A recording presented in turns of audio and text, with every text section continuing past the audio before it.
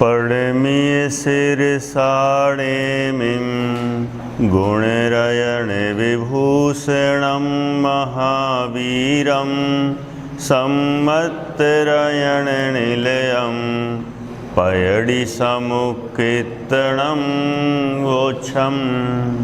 अब गाथा 78 में आयुष के कर्म की नौकर्म बता रहे हैं। निर्यायुष्य अनिष्ठा हारो शेषाण मिठ मन्नादि गदिणो कम्मम दव्वम चौगदीणम हवेखितम। नारक आयु के अनिष्ट अन्नादि शेष के इष्ट पदार्थ गतियों के नोकर्म कहे हैं। अपने अपने स्थल 4। 78 सरलार्थ। यहां आयु कर्म के नोकर्म के बारे में जानेंगे। आयु कर्म 4 प्रकार के हैं।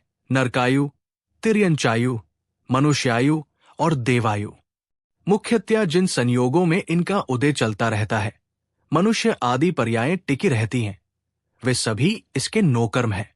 गतियों का नोकर्म द्रव्य 4 गतियों का क्षेत्र है। नरक आयुष के नोकर्म अनिष्ट भोजन आदि है। ये मिट्टी सड़े गले मरे कुत्तों के कलेवर की बुदबू से भी कई गुणी बदबू होती है, तथा नारकी जीव इसी मिट्टी को खाते हैं, तथा नारकियों को आहार मिल ही जाता है, इसलिए उनके अकाल मरण नहीं होता। तिर्यंच आयुष के नोकर्म शरीर के लिए अनुकूल इष्ट आहार आदि यथायोग्य घास, पत्ती, खली, अन्न, जल आदि है। मनुष्य आयुष के नोकर्म शरीर के लिए अनुकूल इष्ट आहार आदि सात्विक भोजन, जल आदि है। अगर मनुष्य आहार आदि अन्नपान को ग्रहण ना करे तो उसकी आयु का क्षरण हो जाएगा। देव आयुष के नोकर्म इष्ट आहार आदि मानसिक आहार है। जिनागम में 4 गतियों की अपेक्षा मुख्य रूप से 6 प्रकार के आहार प्रसिद्ध है। कर्माहार, नो कर्माहार, ओजाहार, लेपाहार, मानसिक आहार और कवलाहार। इनमें से नारकी जीवों के कर्माहार की मुख्यता है। केवली भगवान के नो कर्माहार है। एकेंद्रीय वनस्पतिकायिक के लेपाहार की मुख्यता है। अंडज जीवों के अंडस्थ दशा में ओजाहार की मुख्यता है। देवों में मानसिक आहार की मुख्यता है। शेष मनुष्य पंचेंद्रिय आदि तिर्यंचों में कवलाहार की मुख्यता है। गौण रूप से यथायोग्य अन्य भी होते हैं। आयुष कर्म के नोकर्म समझने से लाभ। इसे समझने से प्रमुख लाभ यह है कि शरीर की आवश्यकता के अनुसार शरीर को स्थिर रखने के लिए अनुकूल भोजन चाहिए। हमारी इच्छा या रसना इंद्रिय आदि की पुष्टि के अनुसार नहीं। ये समझ में आ जाने पर शरीर के प्रति अन्याय नहीं करते हुए मात्र उसकी आवश्यकता के अनुसार यदि उसे शुद्ध सात्विक भोजन पान आदि देते हैं तो वो तो स्वस्थ रहता ही है।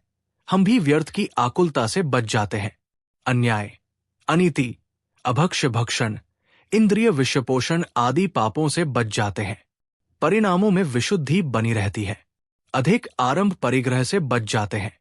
शरीर की वास्तविक आवश्यकता की न्यायनीति पूर्वक पूर्ति कर शेष बचे हुए समय को आत्म कल्याणकारी कार्यों में लगा सकते हैं, जिससे अपनी वृत्ति अहिंस परिग्रही बनकर जीवन ज्ञानानंदमय हो जाता है। गतियों का नोकर्म द्रव्य 4 गतियों का क्षेत्र है। शरीर आदि की संरचना आदि में निमित्तभूत नामकर्म की 93 उत्तर प्रकृतियों में से गति के 4 भेद है। नरक, तिर्यंच, मनुष्य और देवगति। इनके अपने अपने क्षेत्र ही इनके नोकर्म है। इनका वर्णन अगली गाथा में करेंगे।